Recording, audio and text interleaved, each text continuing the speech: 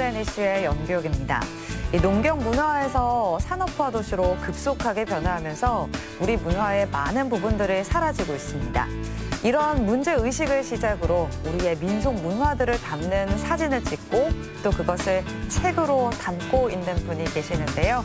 오늘 피플앤이슈에서는 송봉화 사진작가 모시고 사라져가고 있는 우리 고유의 문화에 대한 이야기들 자세하게 나눠보겠습니다. 작가님 어서 오세요. 네, 반갑습니다. 네, 반갑습니다. 네.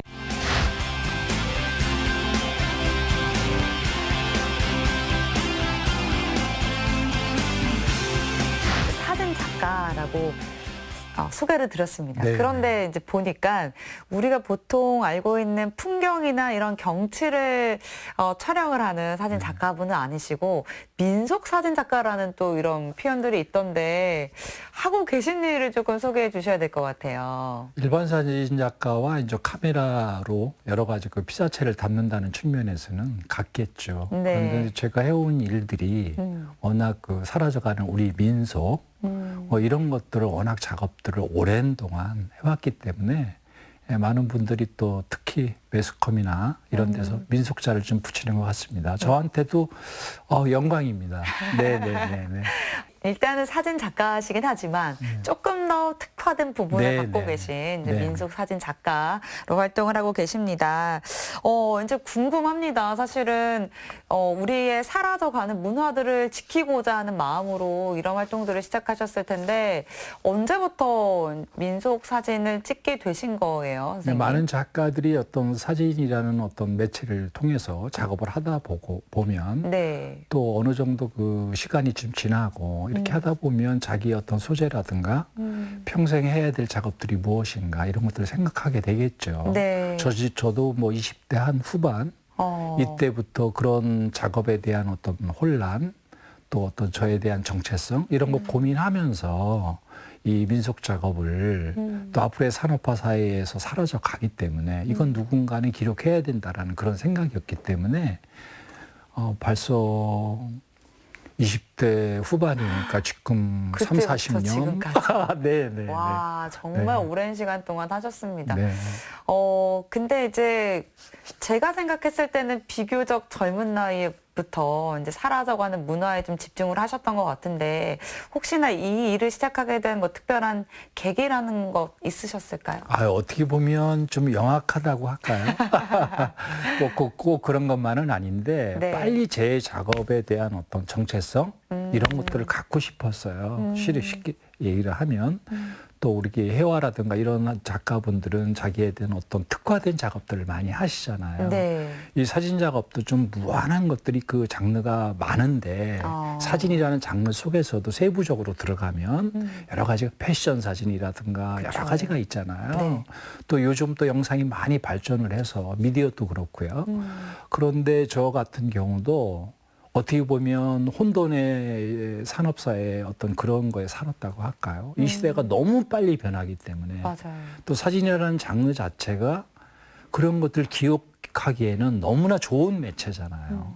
그런 거에 의해서 제가 뭐 풍경이라든가 이런 작업도 좋지만 기록이라는 측면을 카메라를 또 그 사진을 한다면 이거는 누군가 해야 된다라는 어떤 소명감, 사명감 이런 것들이 좀 있었던 것이죠. 그래서 그 작업을 잡고 사라져가는 우리 민속, 풍물, 또 세시풍속, 또 통과 의례 이렇게 세분화하면 또 아주 굉장히 장르가 많은데요. 네. 농경문화, 또 해양문화, 어촌 뭐 이게 너무나 많거든요. 많고. 포괄적으로. 네. 그래서 뭐 그런 게 넘다 보면 변홍사의 전래 과정이라고 할까요? 우리가 살아왔던 농경 문화에서 그럼 뭐 가깝게는 중국 양자강에서 한반도를 거쳐서 또 일본의 오키나와까지 변홍사가 어떻게 전래되는 것까지도 실은 공부를 해야 돼요. 네. 단순히 사진만 찍기 전에 이미 그런 공부들이 좀 머릿속에 있어서 그쵸. 내가 현장에 갔을 때 어떻게 그걸 적용할 것인가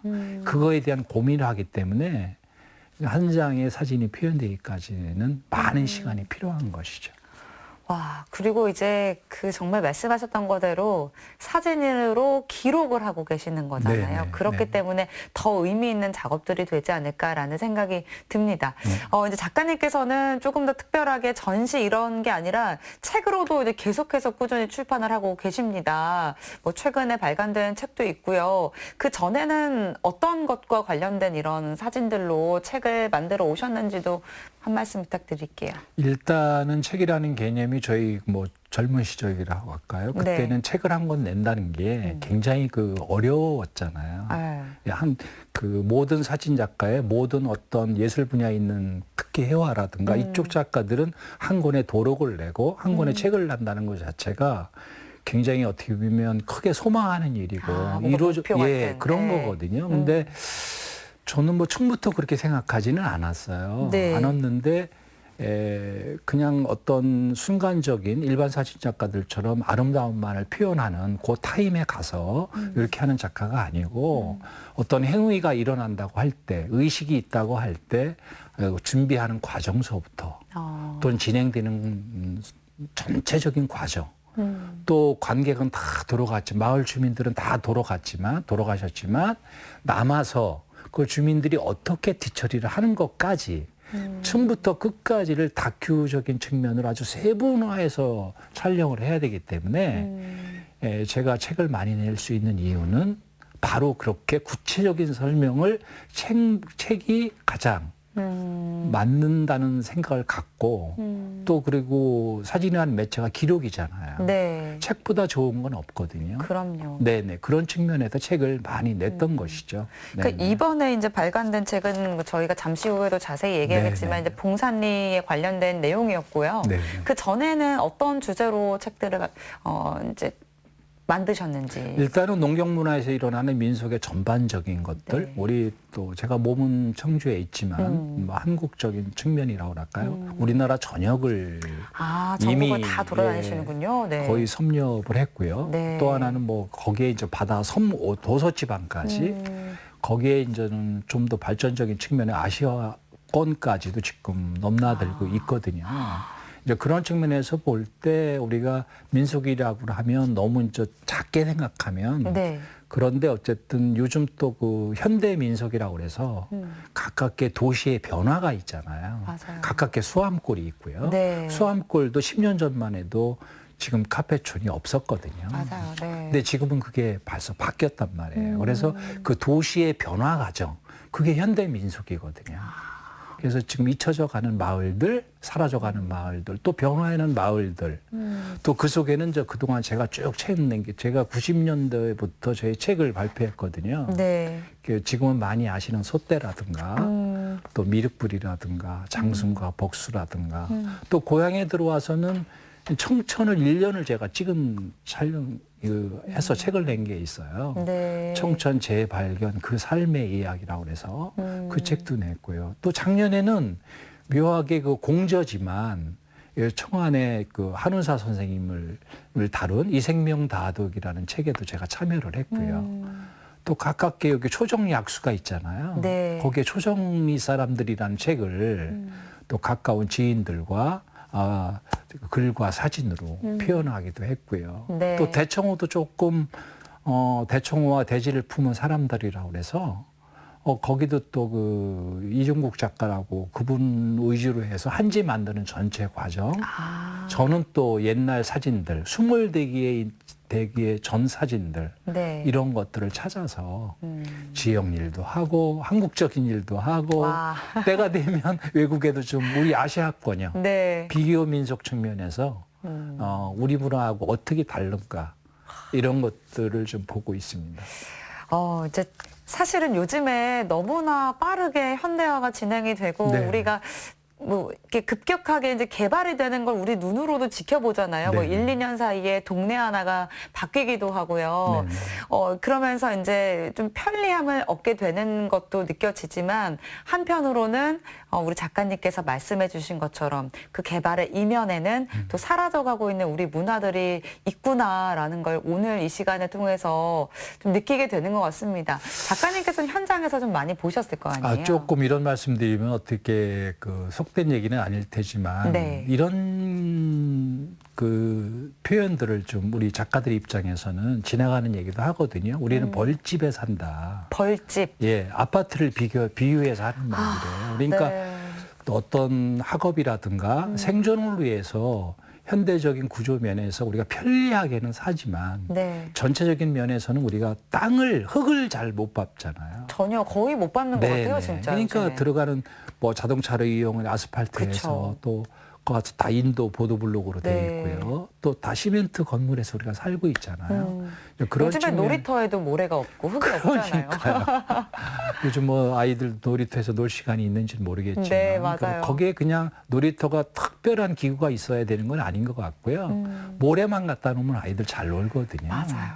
그래서 이런 것들을 볼 때 우리가 겨우 민속이라는 것들이 우리가 박물관에 가서나 보고 특히 충북에서는 민속박물관이 좀 없는 게 개인적으로는 많이 아쉽거든요. 네. 그러니까 우리가 뭐 여러 가지 박물관들이 있지만 뭐 우리가 유형문화재라든가 이런 것들은 많이 있지만 무형적인 민속에 이런 그 뭐라 그럴까 살아가면서 일어났던 행위들 네. 뭐 이런 것들은 좀 우리가 박물관에 가서 보고 이래야 되기 때문에 너무나 이제 그런 것들이 지금 사라져가고 우리가 흔하게 볼 수가 없는 것이죠. 네. 그런 면들이 많이 안타까운 것이죠.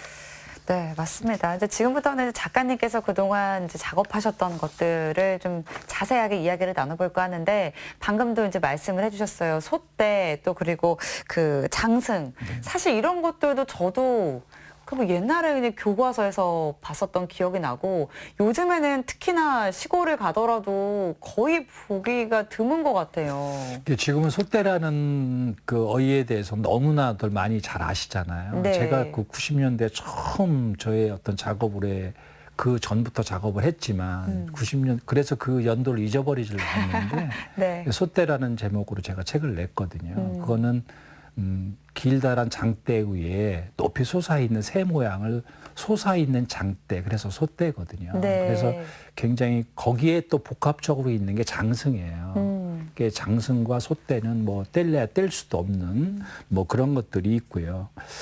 그 소떼는 원래가 이제 그 마을 입구에 네. 예, 쭉 서 있는 것인데 이런 것들이 우리가 그 뭐라 그럴까 옛날에 그 통과 의례를 보면 네. 그 어르신이 돌아가시면 상여가 있잖아요. 그 상여 위에 장식되어 있는 것들이 거의 다 새 모양이에요. 그러니까 우리가 옛날 톡이나 이런 데서도 새 모양이 많이 나타나거든요. 그래서 학자들은 그 소떼를 우주새라는 표현까지 해요. 새라는 거는 물새, 또 하늘을 날아다니잖아요. 그러니 거기 또 땅에도 앉기도 하고. 그러니까 여러 가지 지상과 지하를 넘나드는 그래서 신성한 새라고 그래서 이제 그런 표현들을 쓰시는 건데 네. 아주 길한 새죠. 좋은 그 마을에서 모시는 소떼는 모든 그 행운과 이런 것들을 가져다 줄 것만 같은 그 소떼를 보면서 그런 것들을 그 고대 사만시대 때부터는 세웠던 것이죠. 마을의 수호신으로. 네네. 장승은 또 하나는 우리가 고대 사만시대 때는 원래가 질병 퇴치로 만들었어요. 그러니까 그 어떤 주술적인 의미죠. 우리가 장승을 보면 해학적인 것도 있지만 한쪽으로는 좀 괴기하기도 하고 무섭잖아요.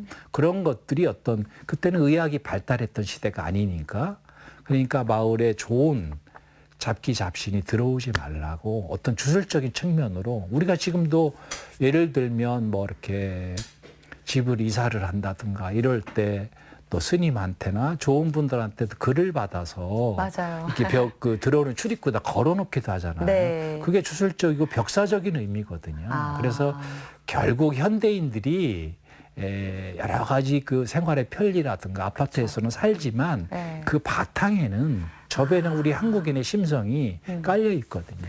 그러니까 주거 환경이 변화해도 어쨌든 간에 이렇게 형태가 달라졌을 뿐이지 계속해서 네네. 지켜지는 부분은 또 네네. 있는 것 같다라는 네네. 생각이 들고요.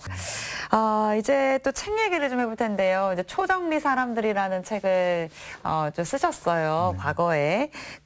저도 이제 어릴 적 기억에 그 초정약수가 그렇게 좋다 그래서 아버지가 물을 떠 오셨던 기억이 있는데 이 책에는 어떤 사라져가는 문화들이 담겨 있는지 궁금합니다. 궁금하거든요. 일단 초정에서 일단 세종대왕 축제를 1년에 한 번 지금도 하고 계시잖아요. 있고요. 네. 그 완공도 지금 행공도 현재 어느 정도 완공이 돼가고요. 네. 그런 속에서 그 주민들의 어떤 입장이라고 할까, 저희들이 글을 쓰고 저는 사진을 했지만 그런 입장에서 이제 그 초정 사람들의 어떤 정체성이 무엇인가, 초정 사람들이 어떻게 살아가시고 옛날에는 어떤 것들이 있었고 이런 것들을 좀 한 권의 책으로 정리를 해야 되겠다는 생각들이 있어서 작년에 그 청주문화원에서 그 책을 펴냈거든요. 그래서 많은 분들을 제가 그 만나보면서 백중놀이 얘기를 그렇게 많이 하세요. 아, 백중놀이. 네, 네. 원래 백중놀이는 우리가 그 지주가 있었을 때 그 지주 양반이라든가 이런 조직이 둘의 조직에서 백중 때는 그러니까 쉽게 얘기를 하면 양반이 일하는 사람 머슴들을 한번 그날 풀어 먹이는 날이에요, 실은요. 아. 휴가도 좀 주고. 아, 그런 의미군요. 네. 잘 풀어서 그날 놀게 하고 이랬던 건데 거기 초정 조사를 해보니까 네. 그네틱이라든가 아주 씨름대가 아주 굉장히 컸다고 그래요. 그래서 그 초정 잘 아시겠지만 거기 증평이라든가 그 위쪽으로 그 음성이라든가 이쪽으로 미원이라든가 또 이제 각 지역에서 그때는 통합이 안 됐을 때니까 청주시라든가 청원군 이쪽에서 아주 백중놀이를 하던 그 천막이 네. 굉장히 많이 쳐져 있었다고 그래요. 그래서 어느 분한테 물어봐도 원주민들한테 물어보면 백중놀이에 대한 기억들은 다 갖고 계세요. 그때 아주 푸짐하게 놀았다. 걸지게 놀았다고 그러죠. 예, 그 풍물도 많았고, 예, 이런 축제들이 뭐 지금처럼 이벤트라든가 이런 거 아니고 네. 자발적인 모임들이잖아요. 그쵸. 예, 그래서 아주 그 백중놀이에 대한 건 좀 더 우리가 좀 연구하고 해야 될 필요성이 있다고 생각을 듭니다. 네, 사실 뭐 요즘에는 이제 뭐 지자체에서 만드는 그런 네. 축제라든지 네네. 이런 정도 돼야지 우리가 같이 좀 즐길 수 있는 이런 네. 자리가 마련되는 것 같은데 과거에는 또 그렇지 않았습니다. 네네.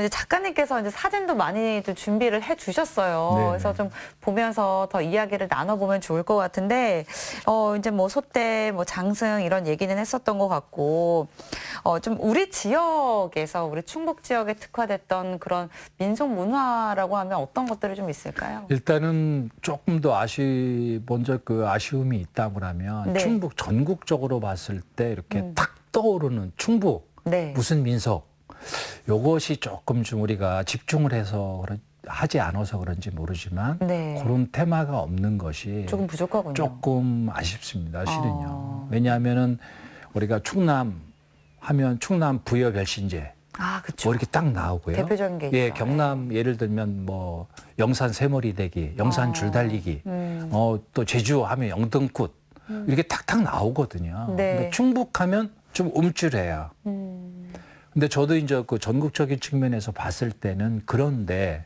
제가 와서 고향이기도 해서 좀 속으로 들어가서 이렇게 보니까 네. 굉장히 많아요. 같은 충북이라는 지역도 있지만 이게 작은 지역이라고 생각하지만 뭐 이쪽 영동, 보은, 옥천 이쪽 밑으로 내려가서 그 지역 북부 지역에 또 특성도 있고요. 북부 지역은 제천, 단양 이쪽은 산악지대가 많잖아요. 네. 그쪽에는 산신제라든가 이런 것들이 굉장히 발전돼 있고요. 거기에 선앙당 안에 모셔져 있는 여러 가지 그 철마라든가 이런 것들은 지금 청주박물관에 보관돼 있지만 굉장히 특화된 민속이거든요. 그런 게 있고요. 또 뭐 이쪽 그 여러 가지 또 민속에서도 행위적인 예술, 공예 예술이 굉장히 많거든요. 네. 뭐 이따 말씀드리겠지만 봉산리의 그 옹기 같은 경우는 굉장히 그 중부 지역을 대표하는 옹기 공장이었거든요. 그런 것들이 있고요. 또 하나는 그 영동 보은 옥천에 아까 말씀드렸는데 그 지역에 선생님 그 금강이 흐르잖아요. 네. 무주, 진안, 장수, 옥천, 영동, 보은, 청주시, 세종시, 대전, 공주, 부여, 이게 금강을 끼고 있거든요. 네. 네. 금강에는 모래도 많지만 물도 많지만 자갈도 많잖아요. 자갈이 많다 보니까 마을마다 돌탑들이 많아요. 예, 그 탑이라고 그래서 우리가 뭐 큰 탑을 연상하지 마시고 네. 작게 마을 입구에 할아버지 탑, 할머니 탑 이렇게 모셔놨어요. 그게 현대판 타임캡슐이에요. 그 속에 그 탑을 만들 때 그 생활했던 솥단지라든가 소박한 것들이 거기 네. 들어가 있어요. 아. 그것이 이제 여러 가지 측면이 있고 꼭 미신이라는 측면보다도 우리가 민속을 볼 때 자꾸 미신이라는 그런 측면으로 이렇게 가면을 쓰고 보면 네. 안 되고 우리 어머님이 옛날에 우리 할머니의 어머님들이 자식이 어디 객지에 나가잖아요. 그럼 부뚜막에 이 정한수 하나 떠놓거든요. 그 자식이 잘 되라는 마음, 뭐 예를 들어서 뭐 어디를 갔다 오더라도 기차 조심하고 뭐 이런 얘기 우리가 들었잖아요. 네. 할아버지 할머니한테. 네. 그런 것처럼 그런 마음으로 봐야 돼요. 그 민속을. 종교적인 측면으로 자꾸 어떤 그런 왜곡하면 쪽으로 안 해석을 되고. 하면 안 되고 네. 원초적으로 갖고 있었던 그 마음. 옛날 토속 신앙이라는 것들은 자연을 숭배하는 시금 얘기를 하면 환경에 대한 얘기거든요. 자연에 대한 경외심 그런 것들이 우리 지역적으로 이렇게 나타나는 금강을 끼고 있는 탑재라든가 또 산신제가 많은 이 북부 지역이라든가 이런 것들이 굉장히 중립이 돼 있어요. 실은요. 특화돼 있습니다. 그렇군요. 네네. 이제 뭐 저희가 또 앞에서도 이제 개발과 관련된 이야기 나누면서 수암골 얘기가 네네. 나왔어요. 이제 네네. 수암골 준비된 사진들도 좀 있는데, 그러니까 저도 이제 그 기억이 납니다. 진짜 10년 전만 하더라도 카페는 없었고, 네네. 그때 제가 기억에 남았던 뉴스가 청주시에서 네. 가장 땅값이 싼 곳이 바로 수동이었는데, 이렇게 급변하는 모습을 보니까 조금 이렇게 뭐랄까요? 생경하게 느껴지기도 하고 좀 신기하기도 하고 그렇습니다. 근데 그 청주에 오셔서 가장 많이 지금도 찾고 있는 지역이 네. 저는 수암골이라고 말씀을 맞아요. 듣고 거기서 네. 여러 가지 이제 드라마라든가 이런 거 찍으면서 붐을 타기 시작을 했죠. 네. 그러니까 많은 분들이 그 지역을 가는 이유는 뭘까요? 그곳에 향수가 있기 때문에 그렇거든요. 우리가 그 디지털지에 살면서 뭔가 그 어머니 품 같고 이런 곳의 지향점이 그쪽에 있다 보니까 네. 수암골에 가면 금방 그걸 느끼잖아요. 집이 다닥다닥 있고 골목이 있고 뭐 저 어렸을 때만 해도 그 골목에서 구슬치기 하고 제기차기 하고 이렇게 놀던 골목이잖아요. 네. 그 골목에서 모든 문화가 다 있잖아요. 요즘 뭐 국민학생들도 다 학원 가고 이러기 때문에 그 문화 모르잖아요. 바빠요. 네. 네? 이제 그런 측면에서 볼 때 벌써 7, 8년 전 이때만 해도 사진에서 보면 그 주민들 모습만 있지 전혀 그 카페촌이라든가 이런 게 없거든요. 그런 것들이 또 있고 또 하나는 거기 수암골에 들어가면 삼중상해라고 아주 그 입구에 있습니다. 네. 예. 그래서 거기 삼중상해가 그 이정표 역할을 하고 안내소 역할을 했던 곳이거든요. 그러니까 거기 지키시던 어르신도 지금 안 계시고 지금 아드님이 그걸 지키고 계시고 또 하나는 그 지역이 제가 그 수암골 도심 속 작은 공동체라고 해서 책을 냈는데요. 이제 거기 보면 있을 게 다 있어요. 여러 가지들이 어렵게 사시지만 어쨌든 그 수암골은 그 한국 전쟁 때 이북에서 피난민들이 네. 내려오면서 정착했던 곳이거든요. 아, 그렇군요. 네네네. 이제 그러면서의 그런 정서들이 묻혀 있었던 곳이거든요. 그래서 수암골에 어쨌든 관광지로 변하고 제 입장에서는 굉장히 그 좀 아쉬움이 있죠. 카페로 많이 변해서 그게 현대적인 추세라고 하더라도 네. 현 주민들 입장에서는 어떤 카메라의 어떤 대상이 되고 그렇죠. 또 주무실 시간에 좀 밖에서 떠들게 되고 이렇게 되다 보니까 앞으로 서로 관광객과 사는 사람들과 어떻게 상생할 것인지 이런 것들을 잘 접목해 나가야 될 것 같습니다. 네, 맞습니다. 수암골은 정말 아름다운 정이 살아있는 곳입니다. 네, 네네. 맞습니다. 이제 그 봉산리에 대한 이야기들도 저희가 네네. 나눠서 봐야 될 것 같아요. 이제 그 신간 사라진 온기마을 봉산리라는 책인데요. 이 봉산리가 먼저 어떤 곳인지 좀 설명을 해주시죠. 일정 봉산리가 어디인지 잘 모르실 텐데요. 네. 쉽게 이해를 시켜드리면 KTX 오송역 있잖아요. 네. 그 인근입니다. 아, 예. 뭐 저 가까운 곳이고요. 어때 걸어서도 뭐 봉산리 한 15분 KTX 오송역에서 이제 오송이 많이 발전을 하고 현대적으로 변하고는 있지만 네. 그쪽에 충북 무형문화재 옹기장 선생님이 계셨어요. 큰 가마가 있었고 예, 그런 곳 지역입니다. 봉산리는. 네. 그러면 지금 이제 그 봉산리가 아무래도 이제 오송역 말씀을 하시니까 네네. 이미 많이 이제 무너져 내렸을 것 같기도 하고요. 어떤 위기에 좀 처해 있습니까?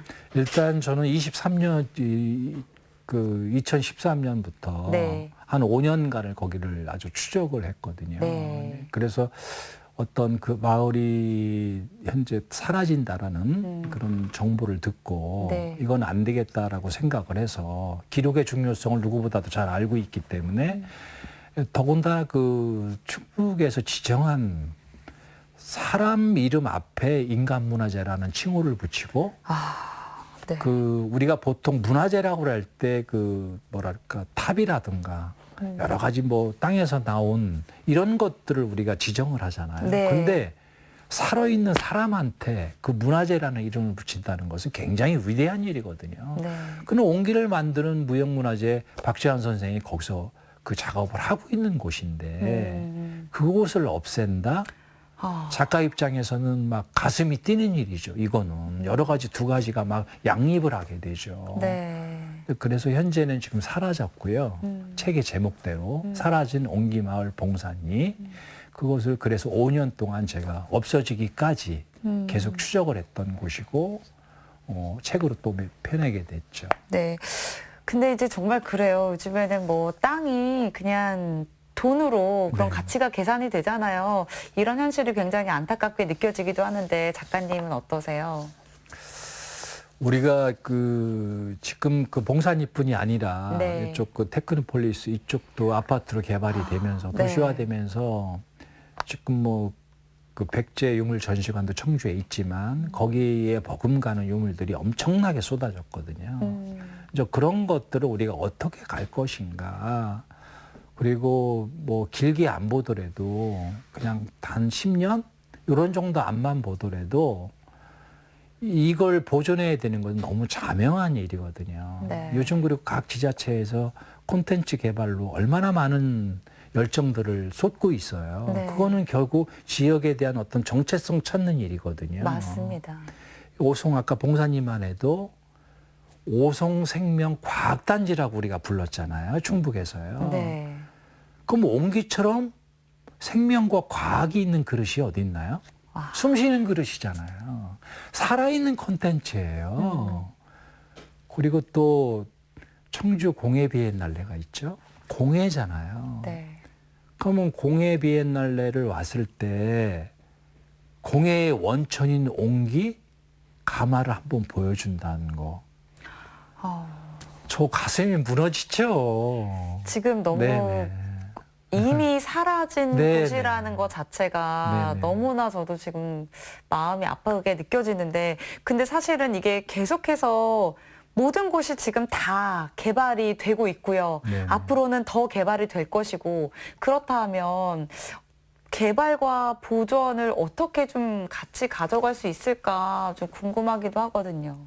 일반적으로 다 뭐 마음속으로 갖고 아실 일이에요. 네. 우리 시민들이, 우리 도민들이 어쨌든 간에 이 문제에 좀 자각을 좀 하셔야 되고요. 네. 일단 좀 뭔가 조금 좀 미래 세대를 생각하는 조금 안목 있는 그런 것들이 좀 필요하다고 생각을 합니다. 저는 어쨌든 모든 문화는 봉산리만 해도 200년의 역사를 갖고 있고요. 네. 거기에는 이번 그 발굴조사에서 나타났거든요. 9기의 가마가 존재했고요.